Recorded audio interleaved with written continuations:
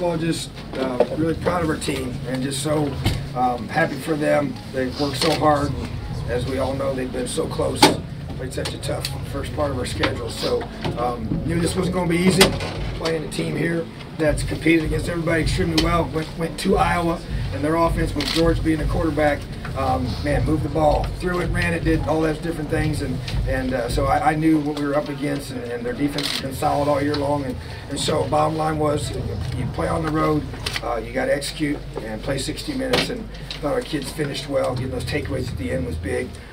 Got 3 of them on the day, which we emphasized so much, and ran the football for 140 yards and threw the football for close to 300. So just really encouraged by our kids. Gave up a couple things. I hate that opening drive of the third quarter defensively. I hate to give that up and had a mistake there. But bottom line is we stayed the course, and our kids have been rewarded for being very resilient.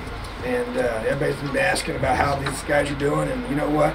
They believe. They believe in each other. They believe in themselves. They believe in what we're doing. It's just a matter of, hey, you need to win. You need to win because that it makes you feel different, and that's all the hard work will come to fruition and make you feel like you're moving in the right direction. So I'm really happy for our guys. I know how hard they worked and our coaching staff. So tough to win on the road. So every win's a big win. So we're very excited about that. Questions? Coach, you guys went 3 for 4 on 4th down. Was that something that the situation's just set up right? Or? They did. We're reading what they're giving us, and they're kind of daring you to do that, and actually felt like we should have made the conversion, but we didn't. But, you just try to take what they're giving you, and we still were able to run the ball at critical times, and just got to keep working on those things. But they do some good things and try to overload you and make you win the one-on-ones. And we thought we had the matchup we wanted, and we just didn't execute the play and come down with the catch. Defense, the last two plus games, Richardson's about 650 passing yards, 6 touchdowns. Just have you maybe seen him embrace getting another chance behind you? You know what? I love it for him because, as I said way back, one of the hardest things I've had to do was sitting down and make the switch, and it's awesome to see him respond. He had a great attitude all throughout it, and then when Peyton goes down, he responds and rises to the occasion, and really, really happy for him. So he's got to keep studying and working, and now we got to take care of business next week as well. So really encouraged. It gives us different dimensions, things we need to be able to do in the throw game, and he allows us to do that. So couldn't happen to a better young man. Defensively, the 3 and outs you forced, the turnovers you got, what were the 2 or 3 key things that you really felt were impactful in that area? Well, we knew we had to stop the run. They run the football well against some of the folks, and we wanted to eliminate that, get them in those long yard situations. Then they started throwing the ball in early downs and trying to prevent us from getting those pressures and do some max protection. That's actually how they got that touchdown on us. But just stop and run and run for 33 yards. When you eliminate the run game, it puts a lot of pressure on the offense, and so I think that was probably the biggest key. How do you feel after? How do you feel about how your team responded after Illinois took the lead down the third? Yeah, you know what? That's what you got to do. And we challenge our defense. We felt like we put ourselves in that position by making some key mistakes. But they're not going to just lay down. You get up at 14, they're not just going to walk away and concede. So they got a lot of character, and their coach is coaching hard, and so we had to respond, and we did. And that's what you have to do. Whether you're playing a home or away. So tough situation we put ourselves in, and the kids were able to buckle down, offense scored some points, and defense held them out. Talk a little bit about the offense, getting the ball in their territory, only up 3. You really need a touchdown there. You go for it on 4th and 2, that kind of thing. Talk about the here's the deal. When you're up by 3, this is my mindset. Going up by 6 doesn't really help them.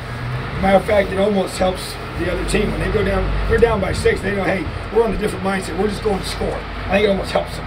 And so we've talked about that a lot as a staff. We talked about it ahead of time. We talked about it on the headset. We said, hey, when we started that drive, we're not going to kick a field goal. We're going to go for it, and we may have to punt, but we're not going to concede a field goal. We're either going to score a touchdown or we're going to punt the football. So that was our mindset going in. Talk about the way Fant played and came out and finally got that interception. He did, and matter of fact, I'm not joking. I made him change gloves.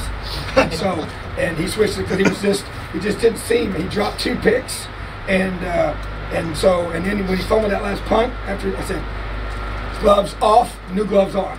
I made Mitch get him some new ones on. So whether or not that was legit, it was at least up here. And so we got him new gloves, and he got himself picked. So it must have worked. Coach, Hayden put 5 punts inside the 20. Yeah. Could have had a couple more. Just talk about how big he was today. Oh man, and that is as a special teams guy, you pin an offense inside that zone there. It changes your play call, gives us a chance to set up our offense. When we get the 3 and out or a short field, and that's as good as a takeaway.